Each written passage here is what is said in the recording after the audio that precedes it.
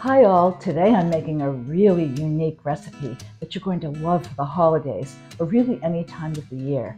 It's a pumpkin and gingerbread pudding. We're going to make gingerbread from scratch, which is so easy. Even if you've had problems with making cakes in the past from scratch, you will love this recipe. We're then going to make a beautiful pumpkin custard to pour all over the gingerbread pieces and bake it off. I think you'll love bringing this to your holiday table, and I don't think you'll see anything like it anywhere.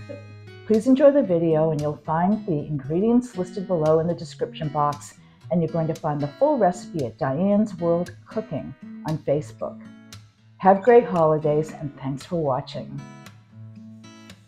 Spray or butter a 9-inch cake pan. Add 1 2/3 cups of all-purpose flour to a bowl. Now we're going to add 1 1/4 teaspoons of baking soda to the flour, and then we're going to add 1/4 teaspoon of ground cinnamon and 1/4 teaspoon of salt.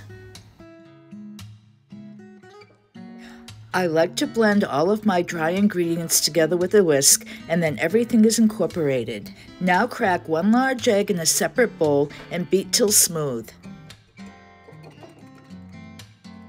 I'm adding 1/2 cup of granulated sugar to the flour mixture. Let's pour that beaten egg into the flour mixture.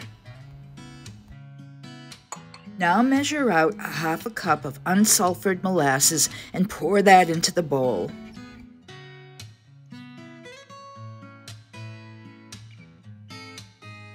We're going to add 1/2 cup of vegetable oil. I'm using safflower oil, but it could be canola, just something really neutral, not olive oil. Meanwhile, get some boiling hot water ready. You're going to add that at the end. It'll be 1/2 cup of boiling water, and then you want to really blend it well so that egg doesn't cook.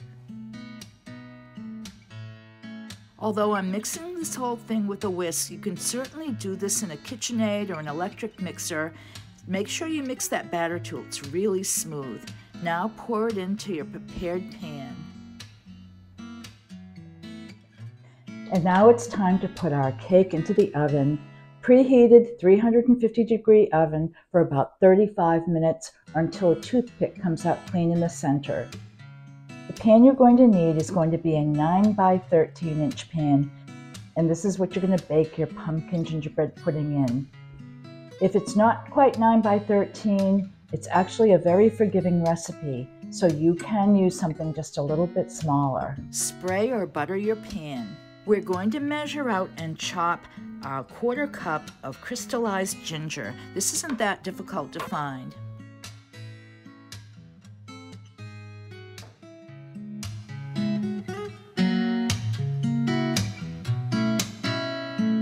You'll want to use golden raisins. They're way sweeter and milder. If you really hate raisins, you could keep these out.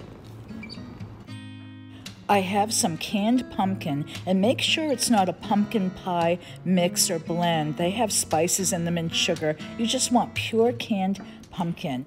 You're going to whisk together 4 large eggs, or they could be extra large eggs, and make sure they're thoroughly blended. You don't want any of that egg white separated and showing up in your custard.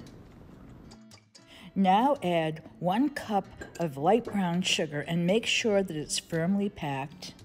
Add that 1 cup of brown sugar to your beaten eggs. Add 1 1/2 teaspoons of ground cinnamon, 1/4 teaspoon of nutmeg, and 1/4 teaspoon of allspice.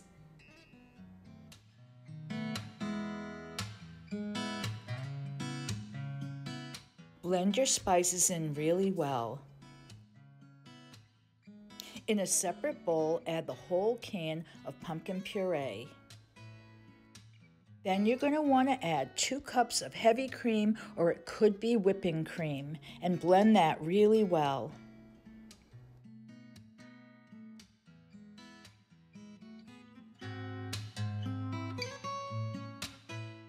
And finally, we're going to add 1.5 teaspoons of pure vanilla. Blend that well too.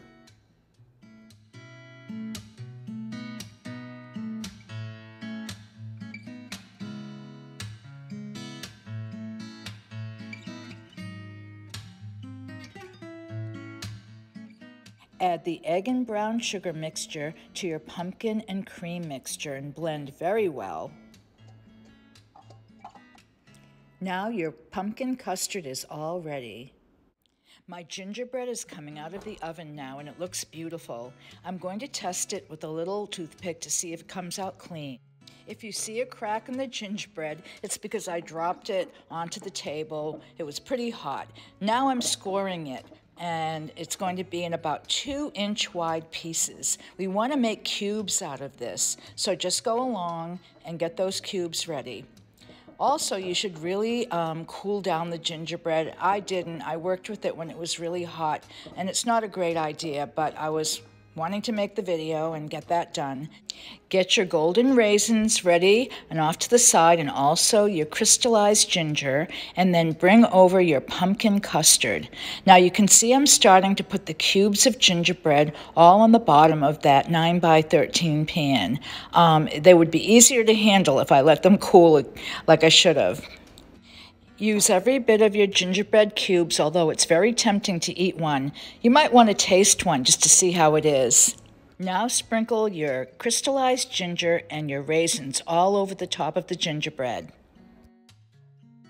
You want to whisk the pumpkin custard just one more time before you pour it all over those gingerbread cubes.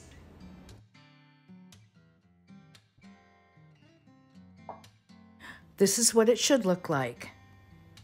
Place it in your preheated oven and bake for about 55 minutes to 60 minutes until the toothpick comes out clean. The toothpick might be just a little bit damp because it's moist, but it shouldn't be liquidy. You can serve this warm or at room temperature. So a spatula is the best way to serve. And you should smell this. It's just awesome. It's incredible.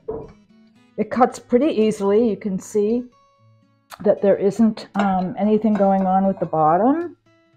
And I wait to put the powdered sugar on each piece because if you know anything about powdered sugar, sometimes it seeps right into a dessert, particularly if it's warm.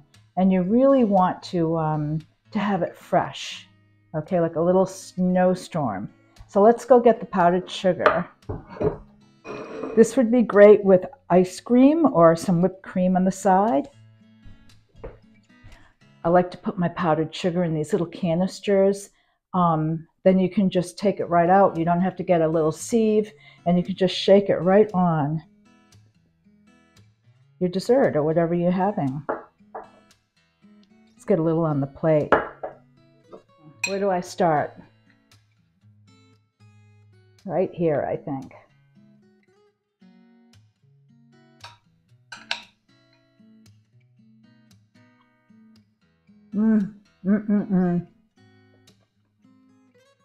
Every time I have this, I'm just so totally shocked at how magnificent it is. What a great dessert, restaurant quality, and you can make it at home. You'll really impress your guests this year for your holiday.